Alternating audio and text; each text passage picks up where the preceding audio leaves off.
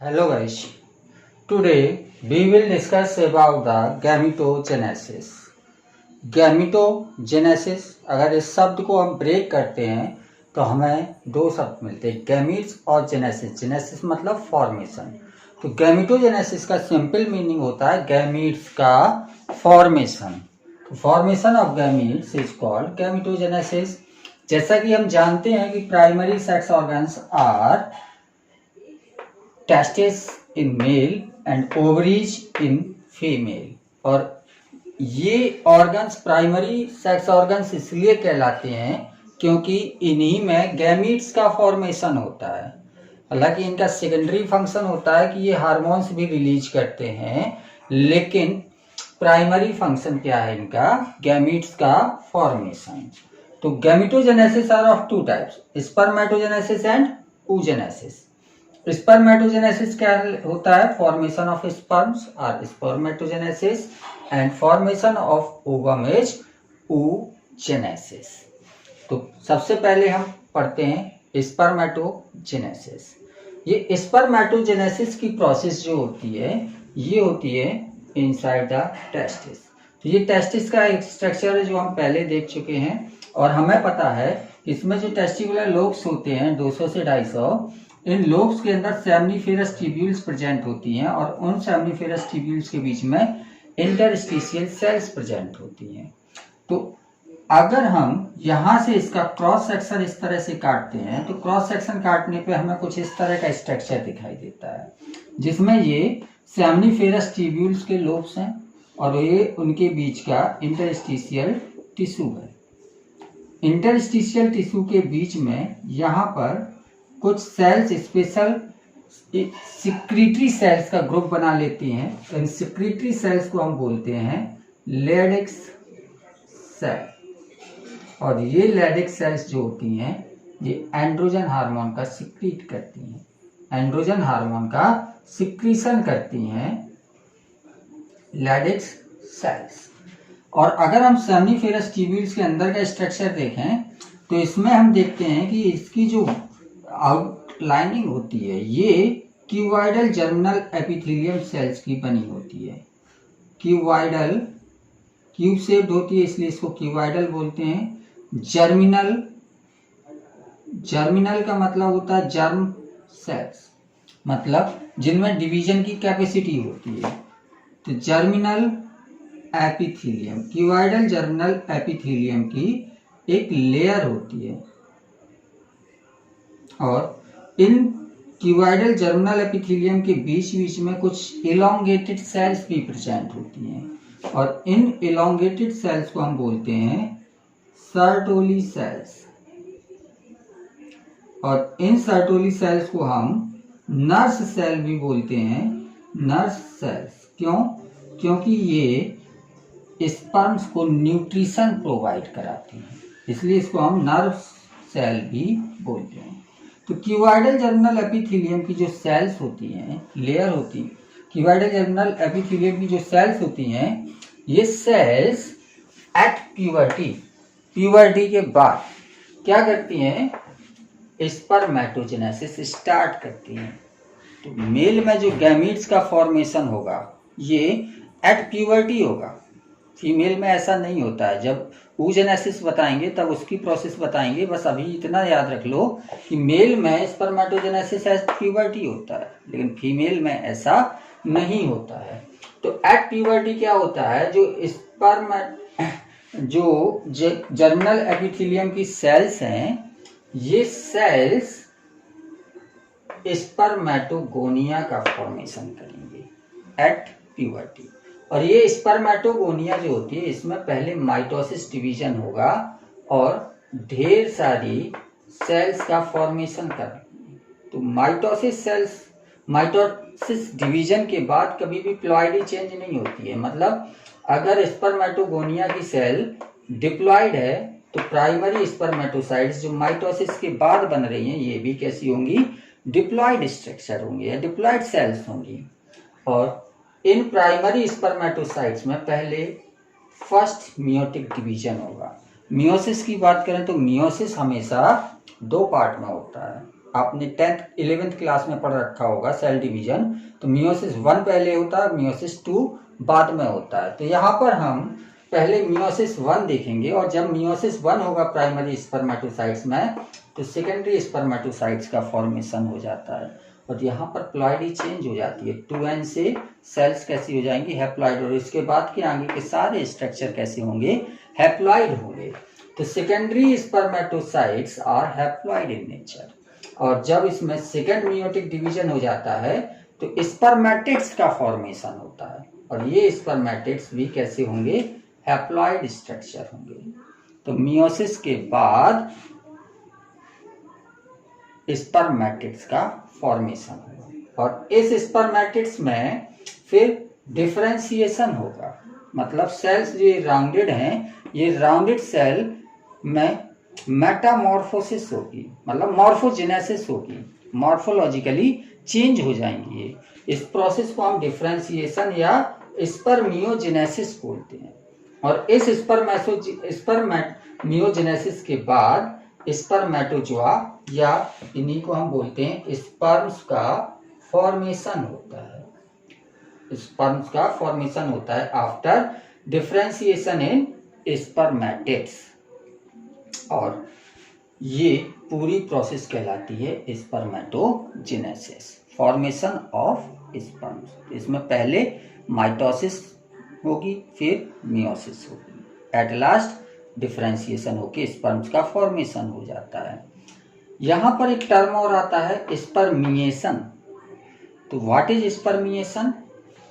जब हम देख रहे हैं कि स्पर्म्स का फॉर्मेशन हुआ इनसाइड द सेमनीफेरस ट्यूब्यूल्स, और इसके बाद ये चिपक जाते हैं सर्टोली सेल से और न्यूट्रिशन ऑब्टेन करते रहते हैं।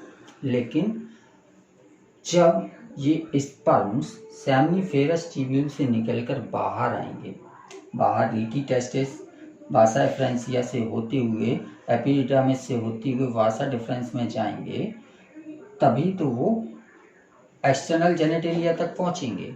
लेकिन जो प्रोसेस इस स्पर्म्स के बाहर निकलने की है, किससे, सेमनीफेरस ट्यूब्यूल से, इस प्रोसेस को हम बोलते हैं स्पर्मिएशन। तो spermiation is the process of releasing of sperms from seminiferous tubules। seminiferous tubule से स्पर्म के बाहर निकलने की प्रोसेस कहलाती है स्पर्मिएशन। और ये जो पूरी प्रोसेस होती है ये हार्मोन के कंट्रोल में होती है, हार्मोन्स के कंट्रोल में होती है। हमारे हाइपोथैलेमस से गोनाडोट्रोपिन रिलीजिंग हार्मोन का सिक्रीशन होता है, GnRH। पूरा नाम होता है gonadotropin releasing hormones.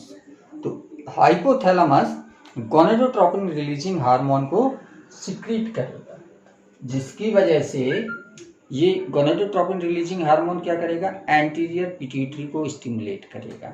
Anterior pituitary के से FSH और LH ये दो हार्मोन सिक्रीट होंगे। FSH का फुल फॉर्म होता है फॉलिकुलर स्टिमुलेटिंग हार्मोन, LH का फुल फॉर्म होता है ल्यूटिनाइजिंग हार्मोन। तो FSH और LH ये दोनों हार्मोन्स सिक्रीट होंगे फ्रॉम द एंटीरियर पिट्यूटरी। और FSH क्या करेगा, FSH लैडिक सेल्स को स्टिमुलेट करेगा, लैडिक सेल को स्टिमुलेट करेगा। और ये लैडिक सेल जो होती हैं, लैडिक सेल्स ये अभी बताया था आपको एंड्रोजन का सिक्रीशन कराती हैं, और ये एंड्रोजन सेकेंडरी सेक्सुअल कैरेक्टर्स को डेवलप कराएगा, सेकेंडरी सेक्सुअल कैरेक्टर्स को डेवलप कराएगा। ठीक, तो लैडिक सेल्स को स्टिमुलेट करता है FSH, जिससे एंड्रोजन का सिक्रीशन होता है।